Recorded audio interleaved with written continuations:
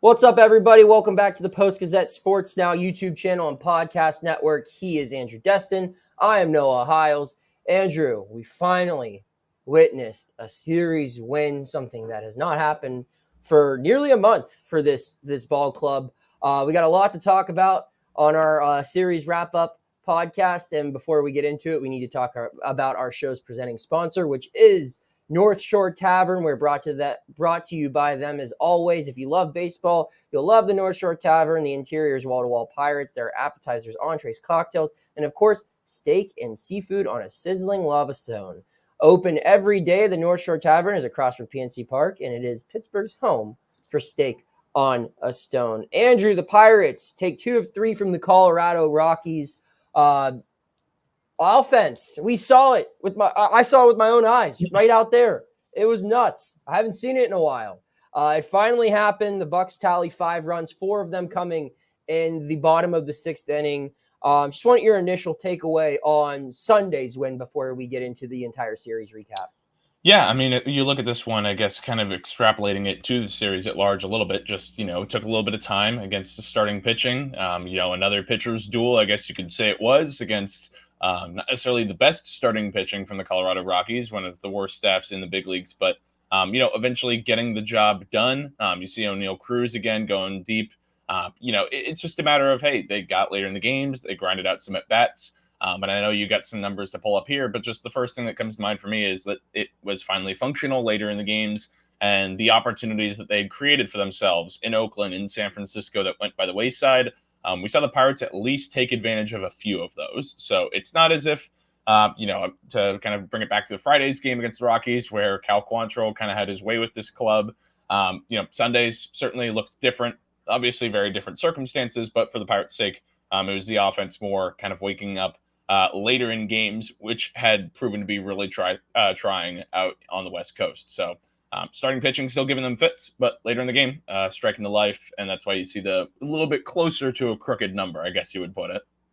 So, yeah, let's get into the good, bad, and ugly now. I'm going to pick my good. I think this is probably the easiest takeaway, the easiest positive series-wide was Oneil Cruz. Multiple home runs in a series. I think that's the first time he's done that all season, where he's homered against the same opponent twice.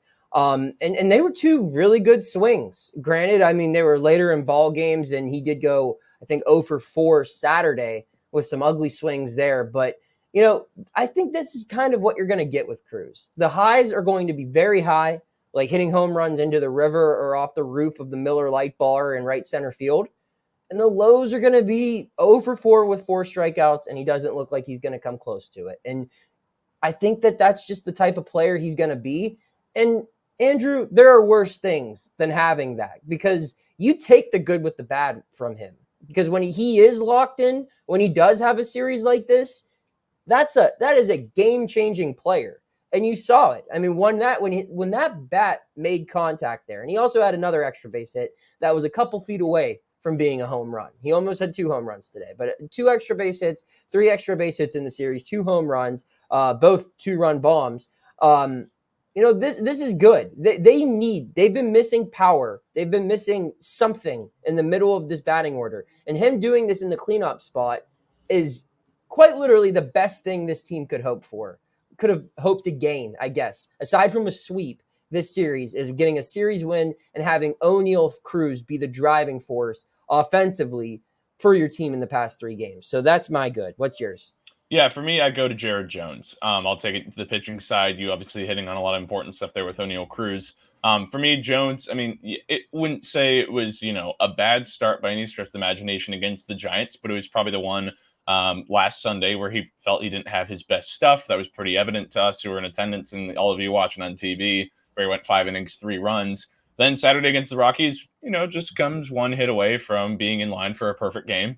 So besides that, or a no-hitter, whatever it might end up being, but, 7 innings of shutout ball, 10 strikeouts. The fastball looked electric. I don't think that's particularly surprising to anybody, but you like to see that if you're a Pirates fan, because it's a matter of Jared Jones showing that in the face of adversity, he can bounce back. He can do so pretty quickly. And they really need that because, you look at the rest of the staff, there certainly has exceeded expectations, but nobody more so, I would say, just given where the Pirates were at with their pitching staff in February, where Jones was by no means a guarantee to make this team out of camp. He's been their best pitcher, plain and cut and dry, and he showed that again on Saturday. And in a game where if Jared Jones isn't that electric, the Pirates probably lose, right? I mean, it took until the end of the game, Jack Sawinski getting the walk-off. So if it's just a 2-run outing or a 3-run outing, a quality start, they wouldn't have gotten the job done. So Jared Jones, this start kind of reminded me of last May when Mitch Keller went complete game, I believe, against these same Colorado Rockies. And that was a pitcher's duel just like that. So Jared Jones watching that obviously from a distance, it's an important one for the Pirates, and it's an important one for building off of because that start in San Francisco wasn't his best, but this was certainly reverting back to the norm of what we've come to expect from Jared Jones.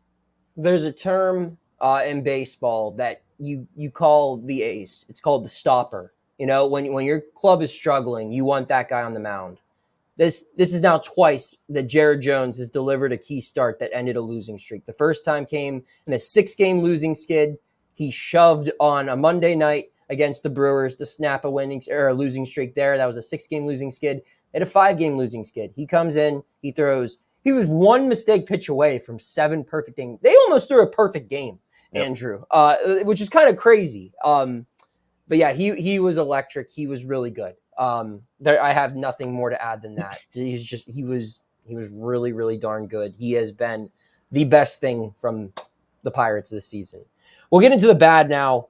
I want to start off by pointing out some highs from the offense because my bad is the offense. I get it. I mean, they scored. They had their highest scoring inning since April 14th today. They had 5 extra base hits today, which was the most the team's tallied since, I believe, March 30th. They had 5 extra base hits in 2 of their first 4 games. Didn't do it again until today, Cinco de Mayo, May 5th. So that's good for today. But overall, this series, the offense was not good, Andrew. Like you said, they nearly wasted an amazing start from Jared Jones Saturday.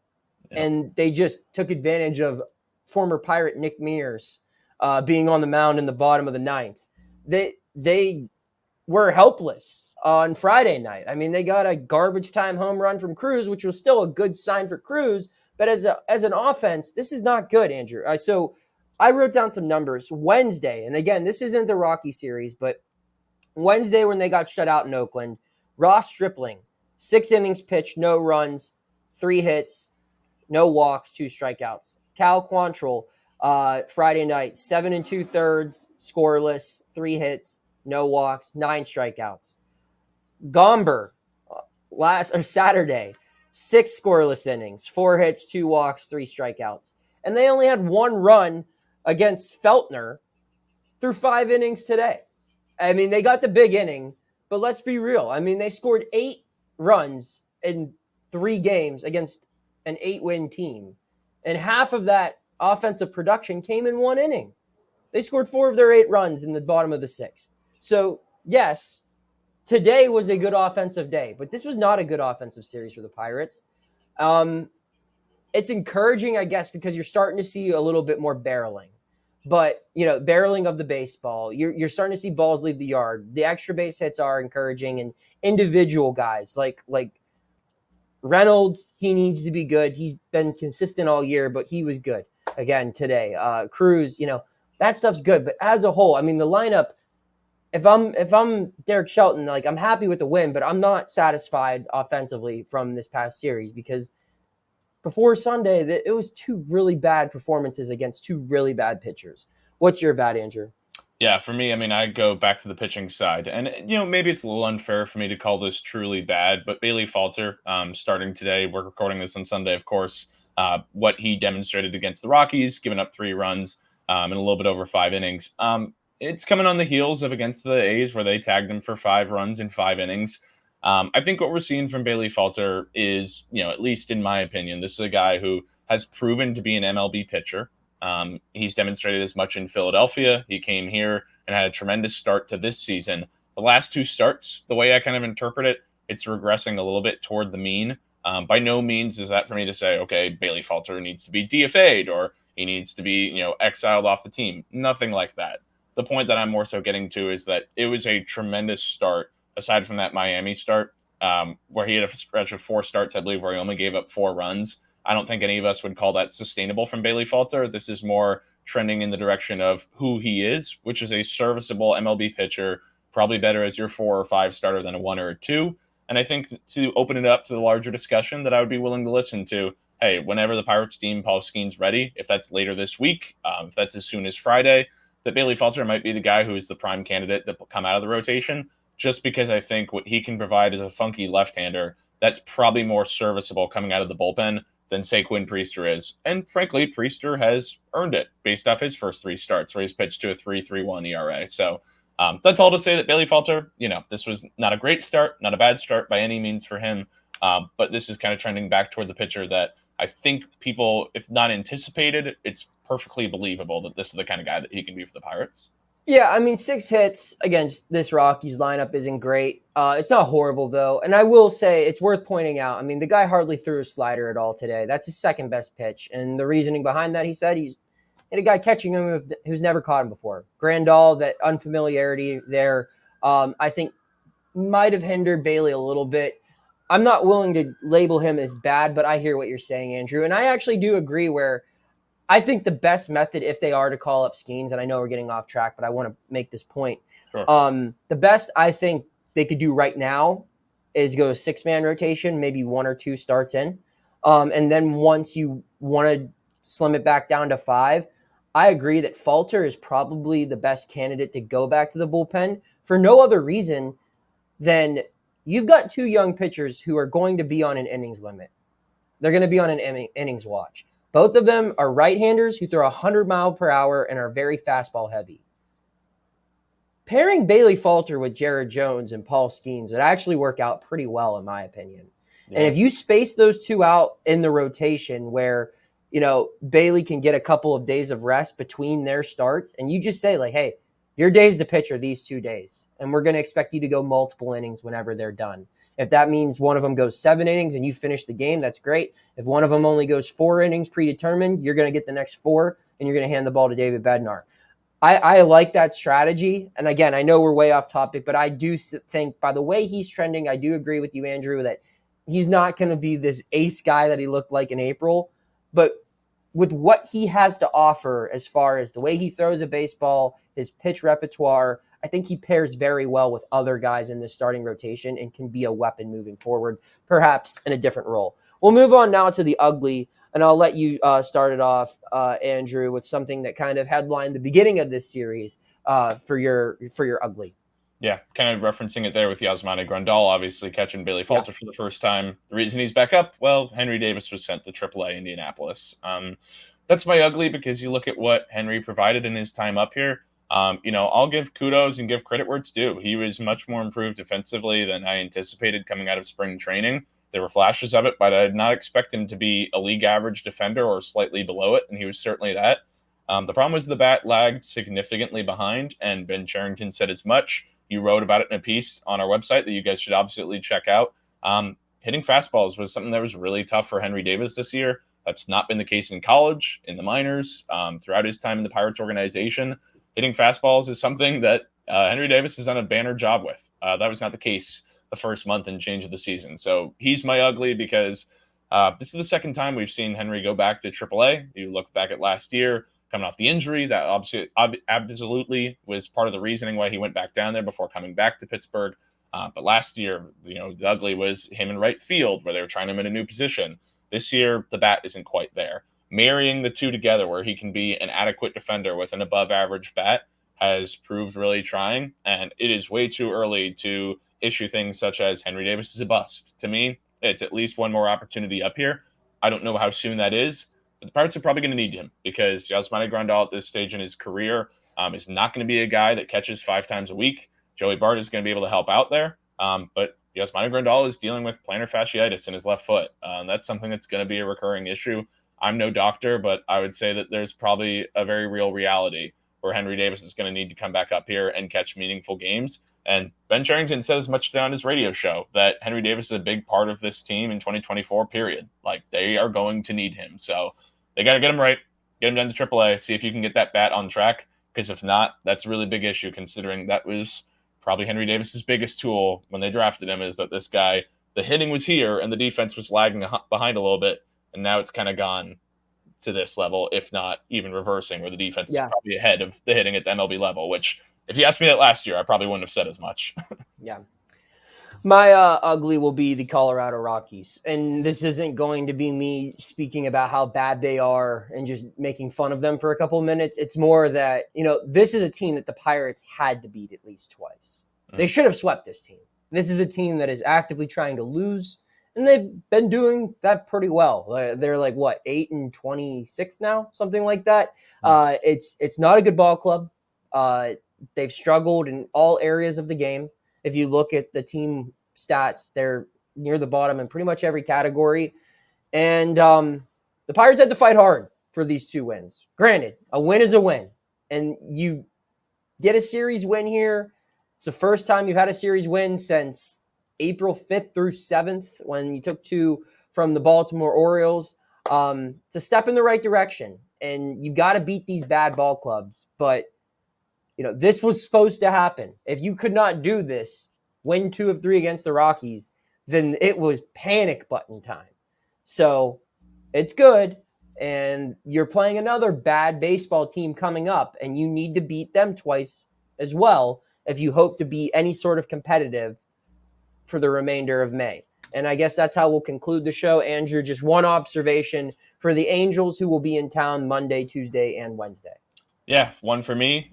It's the bullpen for the Angels. And there's a lot of ways I could go about this. No Mike Trout. I'm sure Pirates fans who would really enjoy seeing him. You're not going to get that chance, unfortunately, with him injured. But to me, it's the Angels bullpen. It's one of the top 5 worst in baseball. I believe it's a 5.18 ERA they have this season so far through the first chunk of the season. So I bring that up because obviously there's been a lot made of the Pirates being able to get starters to throw a lot of pitches, but not necessarily getting to them. And then you get to the back end of bullpens and, against the Rockies, they had more success, but in general, they haven't done a great job of maximizing the opportunities against relievers.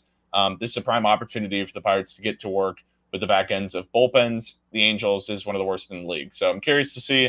This is not a great Angels team at large, but the bullpen's not great. So let's see if this aids the Pirates hitters. Some more get-me-right games. Curious to see how that goes. I was just going to point out the entire pitching staff. I think they're bottom 5 in baseball in earned run average. They don't strike a lot of guys out. They walk a lot of batters. This is the team you want to see after having your best offensive performance in weeks, if not a month. So, yeah, this is the club you want in town. So, the Pirates have an opportunity to keep the good times rolling, I guess you could say. And what I'm excited for in this Angel series is to have my pal Andrew Destin back here in Pittsburgh.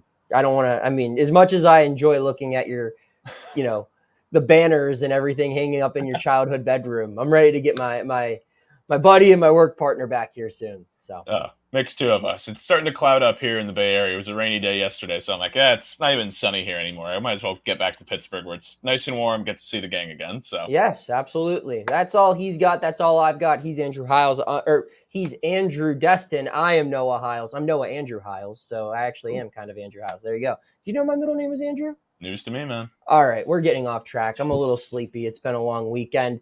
You can check out our work at post-gazette.com, and you can tune in, subscribe to the Post-Gazette Sports Now YouTube channel and podcast network for all of the Pittsburgh Post-Gazette sports staff's coverage on all of the Pittsburgh sports teams. Take care.